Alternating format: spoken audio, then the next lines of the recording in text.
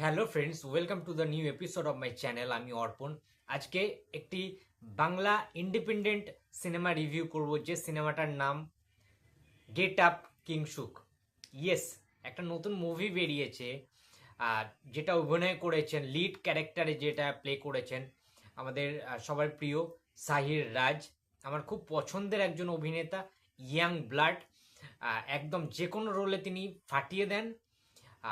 তো তার ছবি এটা, এবং মুখ্য চরিত্রে তিনিই রয়েছেন, অর্থাৎ কিংসুকের যে ক্যারেক্টারটা। তো প্রথমেই বলে রাখি রিভিউ করার আগে যে এই ছবিটার নামের সাথে না পুরো ছবিটাই মিলেমিশে একাকার। যেমন ধরো নামটা যেটা রয়েছে এই ছবিটার, গেট আপ কিংসুক, অর্থাৎ কিংসুক ওঠো, ঘুম থেকে ওঠো কিংসুক। ঘুম নিয়ে একটা ছবি, একটা ছেলের, একটা ইয়াং, যার ঘুমটাই সমস্যা সৃষ্টি করছে, ডিস্টার্ব সৃষ্টি করছে। সে রাতে অনেক রাত হয়ে যাচ্ছে তার ঘুমোতে, চ্যাটিং করছে, অন্যান্য কিছু করছে সে। এবং সকালবেলা যেটা হয় যে অনেক রাত অবধি যদি আমি জেগে থাকি, ফোন ঘাঁটি বা আদার্স কোনো অ্যাক্টিভিটি করি, কাজ করি, তাহলে কি হচ্ছে, ঘুমাতে আমার রাত হয়ে যাচ্ছে, অনেকটা লেট হয়ে যাচ্ছে, দেরি হয়ে যাচ্ছে ইন দ্য সেন্স। বাট দেরি হলে কি হচ্ছে, ঘুম থেকে সকালবেলা কিন্তু ফার্স্ট মর্নিংয়ে আমরা উঠতেও পারি না, বড্ড ল্যাদ লাগে। বা ওই টাইমটি ভোরের দিকে, সকালের দিকে কিন্তু আমাদের ঘুমটা ভালো হয়, ঘুমটা ধরে বেসিক্যালি। সুতরাং ঘুম থেকে উঠতেও আমাদের লেট হয়ে যাচ্ছে। কিংসুকের কিন্তু ঘুম থেকে উঠতে লেট হয়ে যায়, প্রায় সকাল 11টা বেজে যায়। তো এই রকম একটা পরিস্থিতি, এবং তার গোটা লাইফটাই ঘুমের কারণের জন্য কি হচ্ছে, ঘেঁটে হয়ে যাচ্ছে সে। ঠিক আছে, সে চাকরি পেয়েছে, তারা তিন বন্ধু গ্রাম থেকে শহরে এসেছে, বাট সে চাকরি পেয়েছে, তার দুটো বন্ধু কিন্তু চাকরি পায়নি। বাট চাকরি পাওয়ার সত্ত্বেও সেই কিংসুকেরই নানান ধরনের ক্রাইসিস দেখা দিচ্ছে, নানান প্রবলেম, সেগুলোর সলিউশন কিভাবে হবে সেটার জন্য তোমাদেরকে সিনেমাটা হলে গিয়ে দেখতে হবে। যেমন ধরো নন্দনে এই সিনেমাটা চলছে, গেট আপ কিংসুক, তোমার দুপুর 1:30 থেকে। তোমরা যে কোনো সময় নন্দনে যেতে পারো, দেখে নিতে পারো। মাত্র 1 ঘন্টা 20 মিনিটের, 1 ঘন্টা 20 মিনিটের সিনেমা। ঠিক আছে, বেশিক্ষণ টাইমও ওয়েস্ট হবে না। কিন্তু একটা প্যাকেজ রয়েছে এই সিনেমাটার মধ্যে। মানে এক কথায় বলতে গেলে এই সিনেমাটা না টক ঝাল মিষ্টি মেশানো একটা সিনেমা।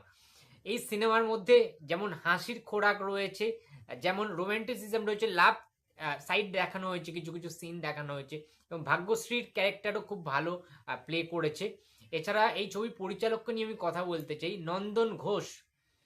অসাধারণ তার ক্রিয়েটিভিটি, অসাধারণ তার কাজ। যে একটা এত সুন্দরভাবে ছবিটাকে মেকিং করেছেন নন্দন ঘোষ, তাকে হ্যাটস অফ জানাতেই হবে, একটা বিগ সেলিউট জানাতে হবে। এইরকম ইন্ডিপেন্ডেন্ট প্রজেক্ট না অনেক ধৈর্য সহকারে ধীরে ধীরে কিছু কিছু সেন্টিমেন্টাল জিনিস, কিছু কিছু জিনিস এতটা রিলেভেন্ট করেছে, এবং তোমরা রিলেট করতে পারবে।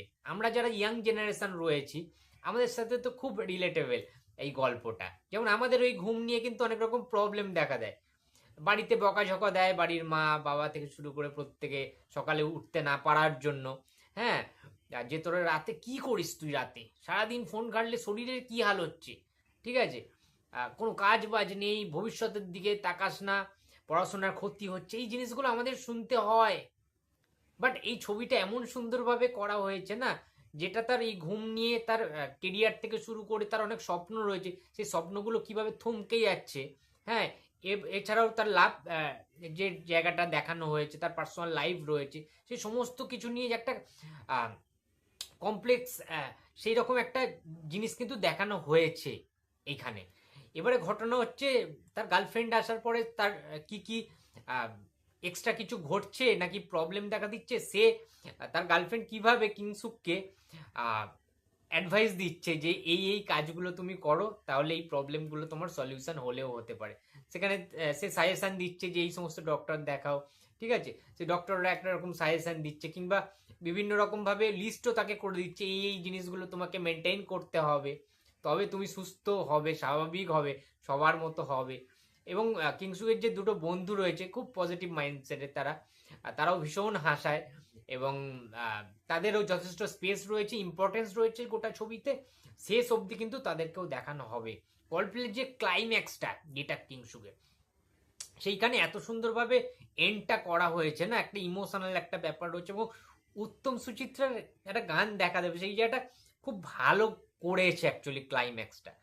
এবং এছাড়াও বলতে পারি যে অভিনয়ের দিক থেকে আমাদের কিংসুক হিসেবে যাকে দেখতে পেয়েছি আর কি, আমাদের শাহিদ দা, ঠিক আছে, শাহিদ আছে, তাকে এত ন্যাচারাল লাগছে, এত আহ, আহ, মানে আমরা রিলেট করতে পারি পুরো আমাদের মতোই ছাপোষা। তার চেহারাটাও অ্যাকচুয়ালি ওরকমই, একদম সাধারণ ঘরের ছেলের মতো, মধ্যবিত্ত বাড়ির ছেলের মতো। তার ড্রেস, তার কস্টিউম, তার হাঁটা চলা, বডি ল্যাঙ্গুয়েজ, তার ওই স্মোক করা, সিগারেট খাওয়ার সিনগুলো, সে কিভাবে এলোমেলো একটা অগোছালো জীবনযাপন করছে, বাসে উঠে যাচ্ছে, মানে প্রত্যেকটা তার ওই জীবনযাপনটা, তার ওই লাইফস্টাইলটা না, তোমরা সত্যি কথা বলছি তোমাদের সাথে খুব রিলেট করবে। আমার সাথে তো ভীষণ রকম রিলেট করেছে, আমার তাই জন্য ভালো লেগেছে।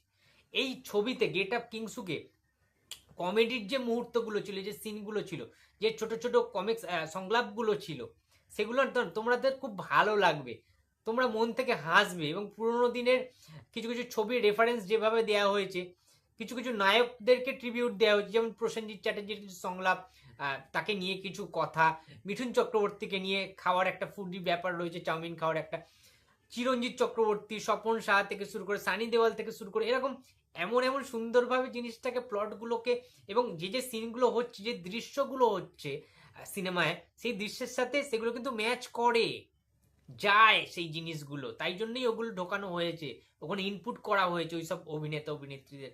সুতরাং দারুণ লেগেছে, একটা অন্য ধরনের, অন্য ধাঁচের একটা গল্প, যেখানে টক ঝাল মিষ্টি সব কিছু এলিমেন্ট কিন্তু এই ছবিটার মধ্যে রয়েছে।